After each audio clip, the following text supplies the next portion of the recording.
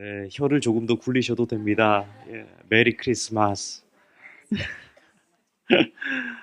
미국에서 목회를 하고 있는 친구 목사님이 들려준 얘기가 하나 있습니다. 그 목사님 얘기인데요. 그 목사님이 오래전에 미국으로 유학을 갔습니다. 신대원 졸업하고 바로 간 거죠. 거기서 결혼도 했고 그곳에서 아이가 태어났습니다. 어느새 이제 아이가 자라서 한국으로 치면은 중학생 정도의 나이가 되었습니다. 근데 그 중학생 정도 된 아이가 초대장 하나를 이제 목사님에게 주는 거죠. 목사님, 아니지. 아빠 하면서 주는 거죠. 아빠, 학교에서 발표회를 하는데 내가 참여하게 됐어. 그 발표회에 내가 나오니까 바쁘더라도 꼭 와줘. 이렇게 아이가 부탁을 합니다. 평소에 그 목사님이 이제 거주하는 지역이 백호주의가 강한 지역입니다. 인종차별이 조금 있는 지역이라서 아이가 학교에서 차별받지 않을까 이렇게 염려했었는데 발표회에 참석해서 참여해서 뭔가를 보여준다고 하니까 초대장까지 주니까 목사님이 기분이 아주 좋아진 겁니다. 그래서 갈게 이러면서 모든 일정을 다 제쳐두고는 아내하고 자신이 미국에서 산 옷 중에서 제일 예쁜 옷, 제일 좋은 옷 이것을 딱 입고는 아들의 발표회에 이제 참석을 한 겁니다. 그런데 그 30분 남짓하는 발표회 무대 공연, 연극이었는데 그 연극 속에서 아이의 모습이 전혀 보이지가 않더라는 겁니다. 온통 백인 아이들만 앞에서 예쁘게 이렇게 보이는데 자기 아이의 모습이 보이지 않으니까 불안하고 혹 내가 못 알아본 것은 아닐까 하면서 몇 번을 계속 살폈다고 합니다. 그런데 무슨 잘못되었나? 일이 잘못되었나 하면서 걱정스러우면서 계속 무대를 보다가 그 무대가 딱 끝나버린 겁니다. 무슨 얘기를 하는지도 모르겠고 무슨 발표회였는지도 모르겠고 아이의 모습이 눈에 안 보이니까 잔뜩 이제 기대했다가 걱정만 하면서 그 무대가 끝나버린 거죠. 근데 이제 무대가 딱 끝나고 나니까 그제서야 아이가 눈에 보이더랍니다.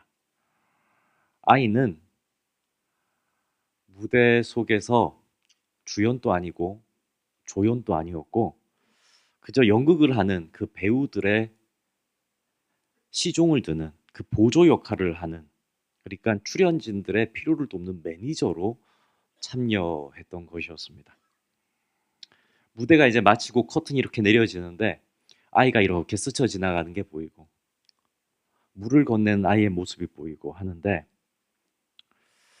글쎄요. 다시 한번 무대가 이렇게 올라가면서 모든 출연했던 배우들 그리고 그 연출을 도왔던 모든 보조 스태프들이 이렇게 쭉 지어서 인사를 하는데 그제서야 아이의 모습이 눈에 보이는데 그 친구 목사님의 마음이 무너지더라는 거예요.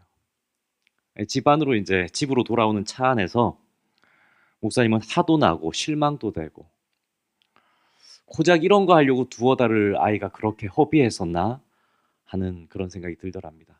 그래서 온갖 생각이 머릿속을 스쳐 지나가더래요. 역시 인종차별이구나. 누가 시켰을까 우리 애한테 이런 거. 내 마음이 이런데 이 일을 했던 내 아이는 마음이 오죽할까 하면서 속으로 끙끙 앓는 거예요. 그리고는 계속 생각이 꼬리에 꼬리를 무는 거죠. 그래서 눈에 막 눈물이 나더라는 겁니다. 못난 아빠 만나가지고 이 이국 땅에서 저런 보조 역할이나 할 수밖에 없는 내 아들.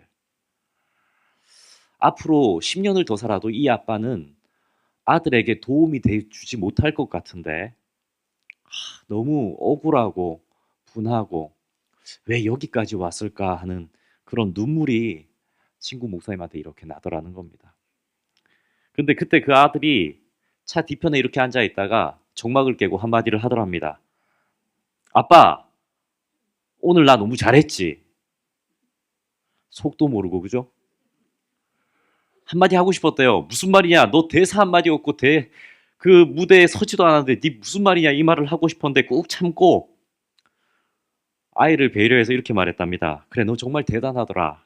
너 정말 수고 많았다. 이렇게 답해 줬답니다. 그랬더니 아들이 연이어서 이렇게 말을 하는 거죠. 아빠, 내가 생각해도 나 오늘 정말 잘한 것 같아. 모든 배우들이 나가야 할 때 내가 나가라고 잘 콜해줬어.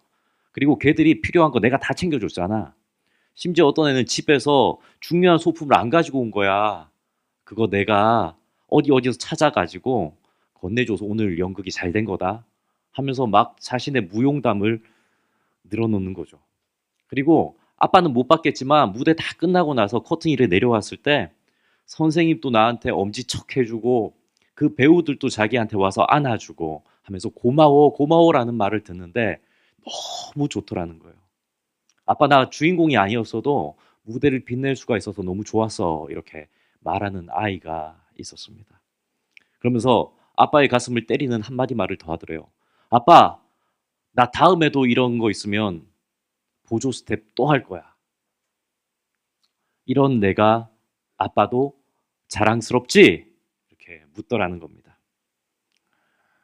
그 순간 목사님이 너무 부끄럽더래요. 목사인 자신보다 내 아들이 더 예수님 닮은 것 같다. 내 아들이 더 예수님 같다라는 생각이 이렇게 들었다는 얘기를 해줬습니다. 사랑하는 성도님들, 오늘 우리는 예수님의 오심을 축하하고 기뻐하는 예배를 드리러 이 자리에 모였습니다. 하지만 이 땅에 오신 예수님은 주인공이 되어서 귀하게 대접받는 자리에 서시지 못했습니다. 예수님이 그러하셨을진데 그 예수님을 잉태했던 마리아나 그 동정녀의 몸으로 잉태한 아내를 본 요셉의 처지는 어떠했을까요? 자기 애도 아닌데. 그들은 이미 천사를 통해서 수태고지를 들었습니다. 바로 당신의 뱃속에 당신이 낳는 아이는 만왕의 왕 하나님의 아들입니다. 라는 수태고지를 들었습니다.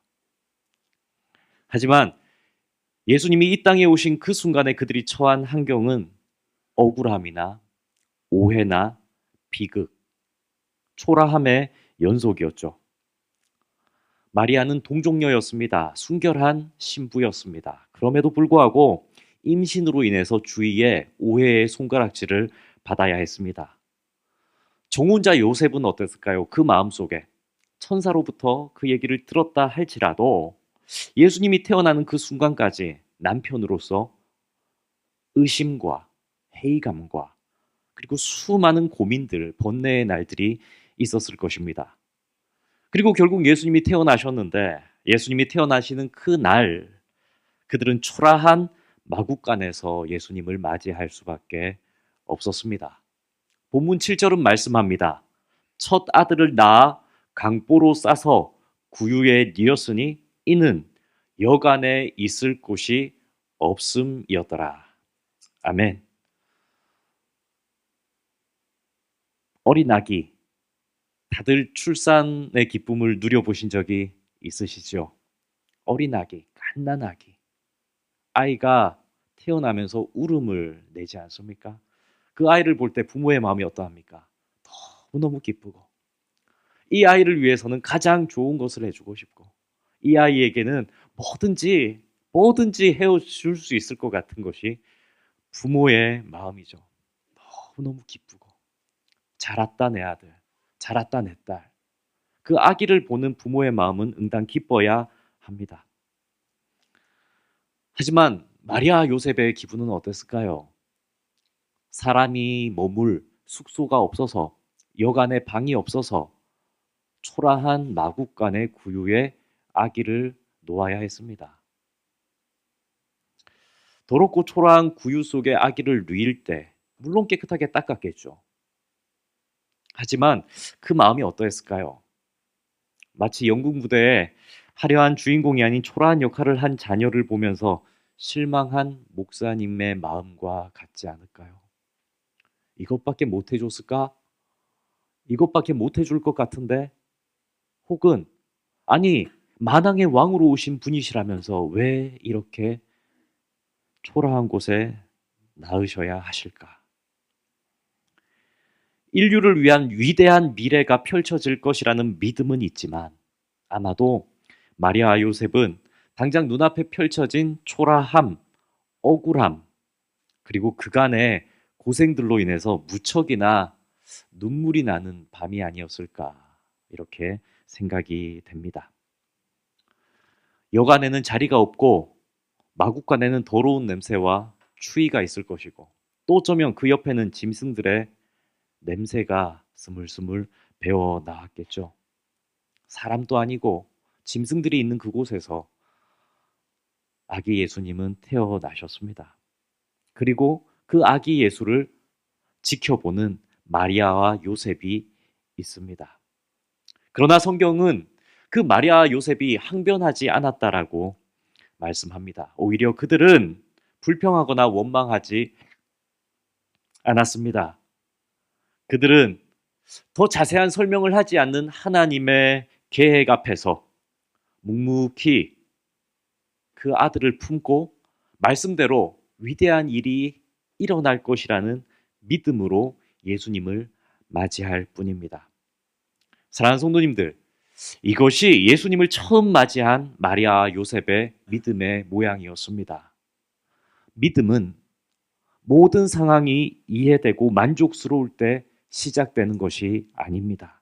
믿음은 도무지 이해되지 않는 상황 속에서도 하나님의 뜻을 신뢰할 수 있을 때, 아니, 아무리 봐도 나은 것이 없는데 하나님의 뜻이 선명하게 나에게만은 믿겨질 때, 그때 비로소 그 믿음은 신뢰 속에서 시작됩니다. 그러나 성도님들, 그 믿음의 자리는 결코 쉬운 자리가 아니었을 것입니다. 대단한 믿음 같고 특별한 믿음처럼 생각되어서 시작되었을지라도 그 믿음의 자리가 환경이 오랫동안 힘들면 그 믿음을 유지하기가 어렵다는 말씀입니다. 예수님의 초라한 탄생과 그 억울함은 마리아와 요셉이 그날 하루만 견디면 되는 사건이 아니었습니다. 그들은 예수님을 낳은 순간만 믿음으로 감당한 것이 아니라 그 이후에 오해받고 핍박받고 힘들고 고난받는 수십 년의 시간을 믿음으로 감내해야 했기 때문입니다. 예수님은요, 태어났다고 해서 금방 왕자의 자리에 오르신 것이 아닙니다.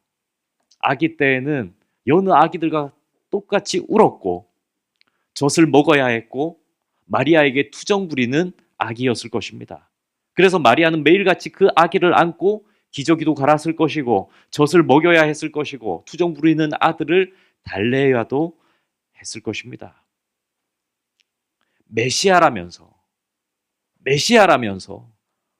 하나님의 아들이라고 하면서도 전혀 특별할 것이 없는 일상, 보통의 일상을 마리아는 보내야 했습니다. 1년, 2년, 3년, 10년, 20년.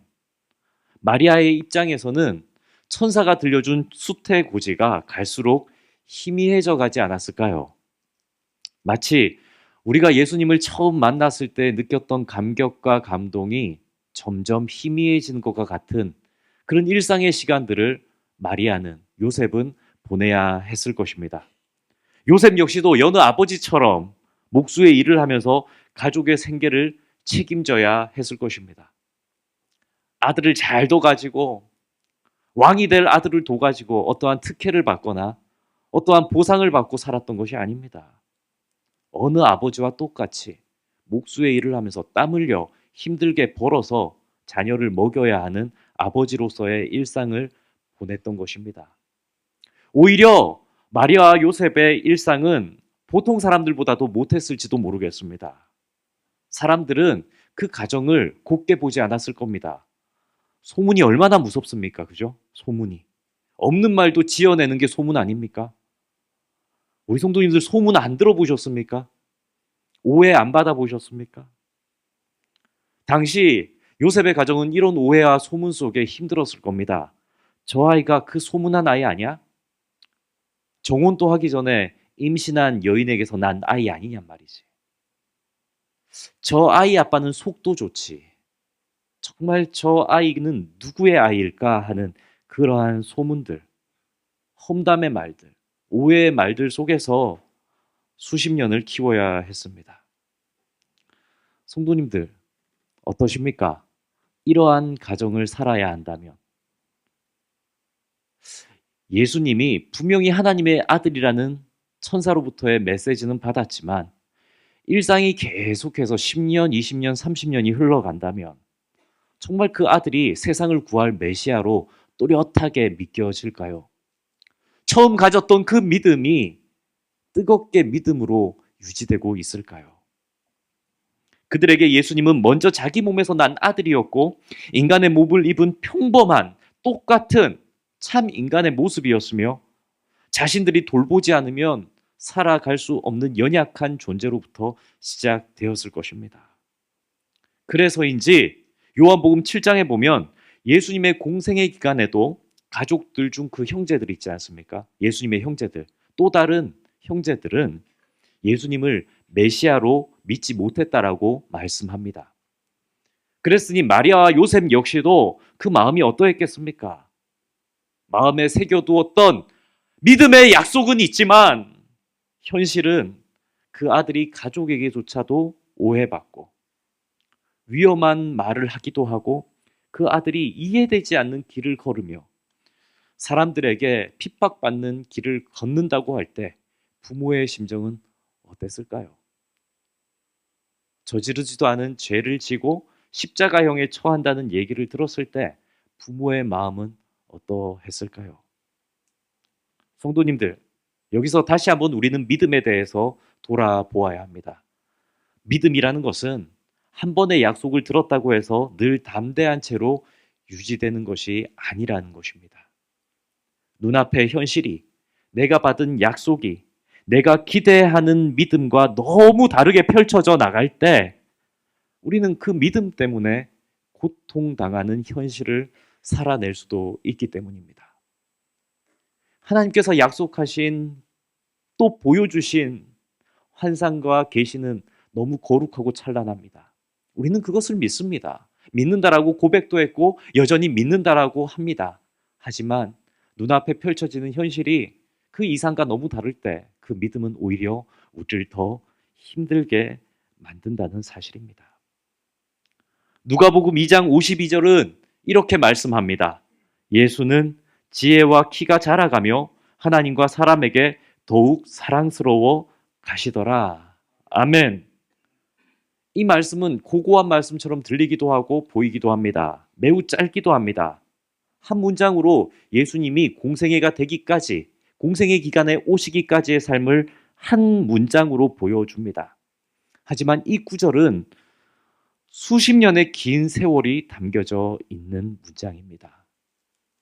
마리아와 요셉에게는 30년의 시간이 걸린 일들입니다.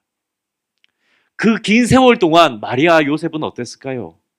정말 예수 그리스도를 키우는 일이 보람되고 즐겁고 늘 기쁘고 이 아들이 메시아가 될 거라는 믿음 속에서 기뻤을까요? 아마도 흔들릴 때가 있었을 것입니다.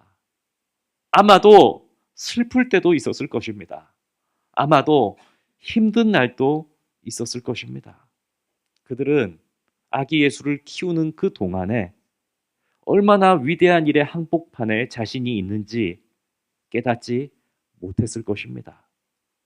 그저 어느 사람들과 같이 주어진 하루를 살아내고 그저 어떤 날에는 하나님 주셨던 말씀, 천사의 수태고지를 꺼내어 그 말씀을 기억해야 견뎌내는 날들 또한 있었을 것입니다. 그저 오늘 나에게 다가오는 오늘의 책임을 감당하며 아들을 키워내는 하루하루의 삶을 살아냈을 것입니다.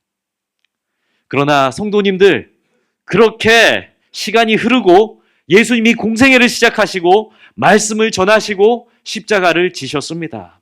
그리고 마침내 예수님은 십자가에서 죽으신 후 3일 뒤에 부활하셨습니다. 부활하신 이후에야 마리아 요셉은 부활하신 예수님을 만나고 나서야 자신의 모든 인생에 궁금했던 퍼즐들이 맞추어지지 않았겠습니까? 맞구나. 정말 맞구나. 우리가 키웠던 이 아이가, 우리가 안고 재웠던 이 아이가, 우리가 품에 안고 울음을 달래어야 했던 이 아이가 세상을 구원할 메시아가 맞았구나. 정말 우리는 위대한 일 속에서 그 30년을 살아냈던 거구나 하는 그 인생의 퍼즐이 부활의 예수님을 만난 그날에 다 풀리지 않았겠습니까? 그제서야 마리아 요셉은 자기들의 삶이 초라한 조연이나 아니면 무대 위에 올려지지도 못한 보조 스텝의 역할이 아니라 하나님의 구원 역사 속에서 결코 빠질 수 없는 주역의 자리였구나. 정말 위대한 일에 우리는 동참하고 있었구나라는 것을 부활의 주님을 만난 그날에야 깨달았던 것입니다. 사랑하는 성도님들, 오늘 우리가 예수님을 맞이하는 자리도 어쩌면 마리아와 요셉의 자리와 닮아 있을지 모르겠습니다. 우리가 믿음으로 하루하루 버텨내는 우리의 일상이 어쩌면 마리아와 요셉의 일상과 같을지도 모릅니다. 눈에 띄지 않는 자리, 화려하지 않은 자리, 어쩌면 오래 참고 기다려야 하는 자리일지도 모르겠습니다. 우리는 종종 믿음으로 살지만 하나님께 이렇게 기도할 때가 있습니다. 하나님, 정말 나의 인생을 통해서도 영광 받으십니까? 하나님, 내가 하는 이 작은 일이 과연 하나님 나라에도 유익한 일이 맞습니까? 하나님, 때로는 의심하고, 때로는 넘어지기도 하고, 때로는 하나님을 부인하고 싶은 나의 인생도 버티고 버티다 보면 정말 주님 주시는 선한 열매를 맺을 수 있을까요? 라는 기도들입니다. 하지만 요셉과 마리아가 맞이한 이 성탄의 이야기, 그리고 부활의 예수님을 다시 보게 된 이 마리아와 요셉의 이야기는 분명히 우리에게 말씀합니다. 하나님은 성실하고 신실하게 하나님을 붙드는 사람을 통해서 가장 위대한 일을 하게 하신다는 메시지입니다. 그러니 주어진 내 삶의 자리에서 예수님을 품고 예수님의 성품을 닮아가고 예수님의 가르침에 따라 순종하는 일상을 살아가다 보면 우리는 반드시 보게 될 것입니다. 우리의 평범했던 하루들이 아무도 몰라주던 그 순종이 하나님의 구원 이야기 속에 고스란히 기록되어져서 칭찬받는 하늘의 이야기가 될 것입니다. 부디 이 성탄절 이후에 우리 성도님들의 모든 날들 속에서 약속의 말씀을 붙들고 오늘을 살아내는 마리아와 요셉 같은 성도님들 되시기를 축복합니다. 그리고 훗날 주님 앞에 서는 그날에 부활의 주님을 만나는 그날에 우리도 동일하게 고백할 수 있게 되기를 소원합니다.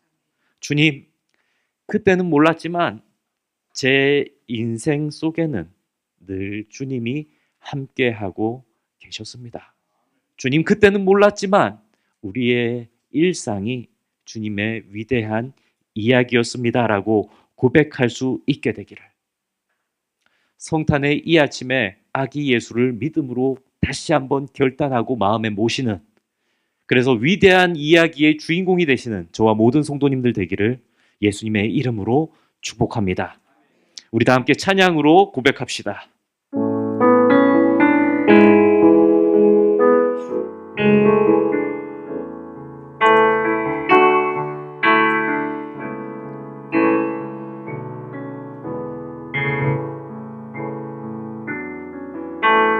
나를 보내사 서게 하신 곳, 가장 귀한 곳이 바로 이곳이라.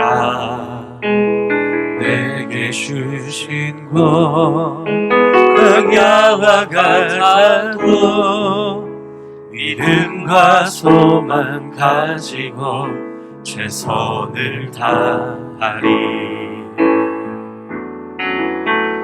나의 작은 삶 주께 드릴 때 나의 삶을 통해 주 영광 받으리.